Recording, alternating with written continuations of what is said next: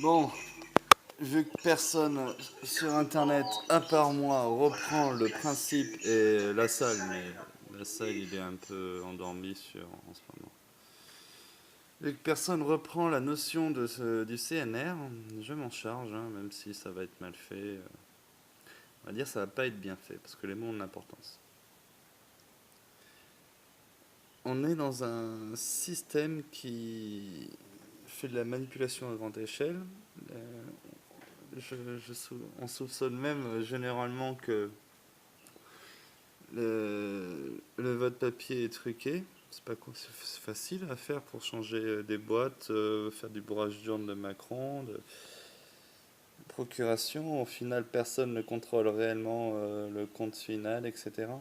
On a le droit d'assister à un dépouillement à la con, mais ceux qui assistent au dépouillement, ils n'ont pas vu d'où viennent les boîtes. Donc voilà. Bien sûr, peut-être que c'est un vote réel, mais enfin, ça change rien au processus qui est de s'il y a 20 millions de Français qui se renseignent uniquement sur la télévision et qui voient Emmanuel Macron en boucle, sachant qu'on a mis dans l'esprit collectif des Français une manière immature de réfléchir, à savoir qu'on souhaite tous être le gagnant au lieu d'être dans la voie juste. C'est une envie égoïste de vouloir gagner. Et le système joue sur ça pour maintenir les gagnants affichés. Ce sont des sondages autoréalisateurs en réalité. Quand on montre pendant un mois, 2 mois d'affilée le 5 candidats qui ont potentiellement une chance de gagner, les gens sont directement démotivés pour voter pour les 6 autres candidats qui sont le plus intéressants réellement pour le peuple en réalité. Et on est apparemment 3 millions en France, j'ai compté 500 000 en France, à être éveillés politiquement et à choisir des candidats qui ne sont pas choisis par la diaspora médiatique en place. Je vais commencer à balancer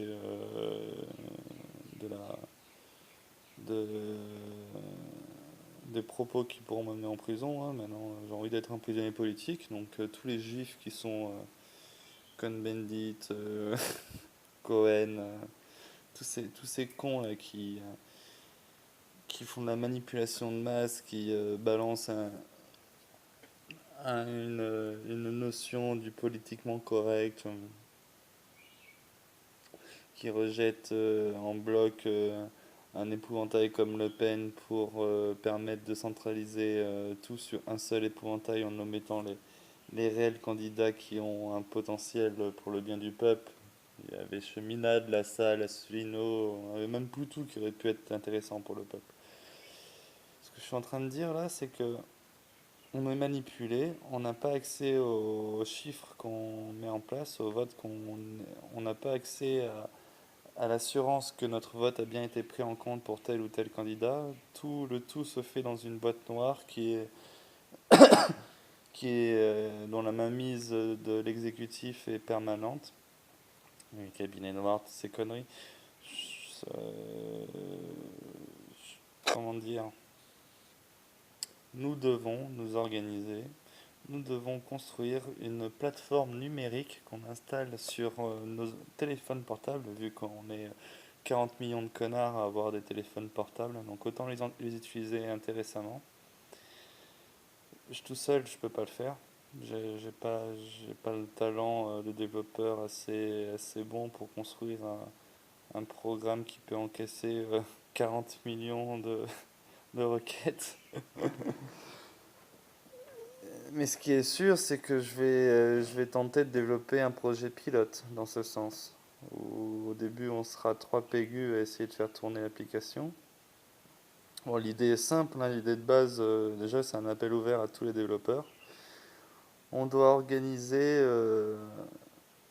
une plateforme logicielle qui permet à chaque personne de proposer une question, d'organiser un tirage au sort automatique sur l'ensemble de la base de données pour permettre à des individus choisis aléatoirement de réfléchir sur les questions qui auront eu le plus, qui auront été relevés par le plus de personnes d'entre nous. Et enfin, nous devons automatiser la démocratie via une application numérique. Donc il y a tout un travail d'analyse à faire, de conception et puis de développement. Voilà, ceux qui ont fait des cours d'informatique savent de quoi je parle. Donc il faut analyser, je suis déjà dans l'analyse moi là apparemment. Il se trouve que j'ai toujours eu des mauvaises notes, donc je suis pas le meilleur pour créer une application de qualité. Mais nous devons le faire, nous devons créer les outils qui nous émanciperont plus tard. Le message.org balaye en moins de 15 minutes de formation. Rendez-vous bien compte, moins de 15 minutes de formation, on arrive à balayer la République. Donc, renseignez-vous sur la démocratie directe et sachez qu'on peut le rendre accessible à l'ensemble des Français via le téléphone portable. Nous possédons tous apparemment. Si moi, l'un des mecs les plus pauvres de France, enfin non, en fait je suis l'un des mecs les plus riches de France, mais pour, pour- en protestation politique, je vis comme un pauvre, avec 400 balles par mois. Donc si moi, avec mes 400 balles par mois, j'arrive à gratter un téléphone portable à 35 euros, c'est qu'en réalité ce téléphone est accessible à tout le monde. Donc c'est important de créer les outils du futur. La salle disait que quoi qu'il arrive, le président qui passera cette élection ne finira pas son mandat. Nous devons tout faire pour faire en sorte que les mots de la salle se réalisent. C'est ça la suite logique. Donc, Conseil national de la résistance, développer une application qui va permettre de réunir l'ensemble des Français qui ne valident pas ce système républicain corrompu que nous voyons nous mener en bateau depuis trop longtemps maintenant. Construire une application basée sur la constitution décrite par le CNR après-guerre. Et de cette constitution, il faut permettre aux citoyens de la mettre à jour grâce à l'avis général, grâce au recueillement de l'avis général. Il y a des questions qui doivent être posées, si tel ou tel article doit être modifié, etc.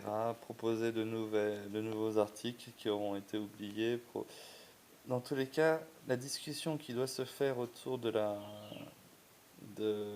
droit français, du droit régalien, de toute la classe juridique française, ne doit plus être aux mains de corrompus, payés à plus de 10 000 euros tête, 20, 30 000 euros, je crois même qu'il y en a qui pètent des 40 000 euros, pour être à nouveau distribués à l'ensemble du peuple. Avec ce genre de processus, on arrive très vite à un système où on met en prison 200 000 républicains corrompus qui sont agressés pendant 40 ans en France. On arrive très vite à un système où on horizontalise tous les rapports de force financiers entre l'ensemble des Français, où il n'y a plus un Français qui est en dessous de 1500 euros par mois et aucun Français qui dépasse les 5000 euros par mois. Car au-delà de cette... Bon, bien sûr, hein, je parle par rapport en valeur actuelle, hein.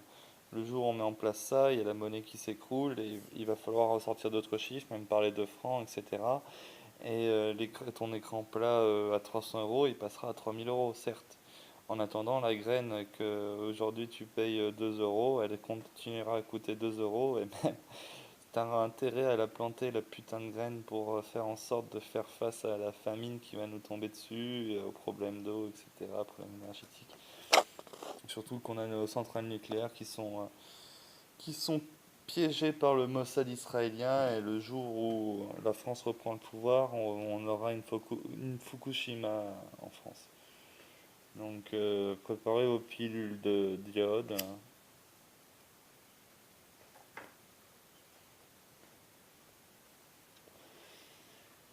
Les les temps qui s'annoncent seront agités si on doit pas reprendre, s'ils nous laissent pas reprendre le pouvoir par les urnes, mais qu'on ne peut le reprendre que par d'action solidaire. Ils vont peut-être même tous nous tuer dans le silence si on dépasse les 100 ou 200 000 à s'organiser sur une plateforme pour maintenir du droit à jour et surtout l'appliquer entre nous. Nous devons nous exiler dans les campagnes.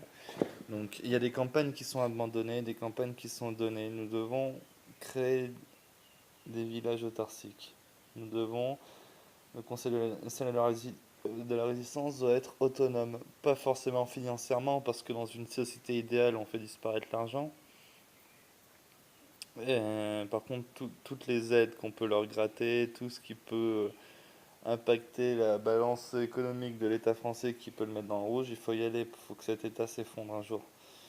Donc il faut gratter tout le pognon qu'on peut gratter avec le système en place pour l'investir, ce pognon, dans des projets d'avenir, dans des projets qui seront bons pour l'ensemble.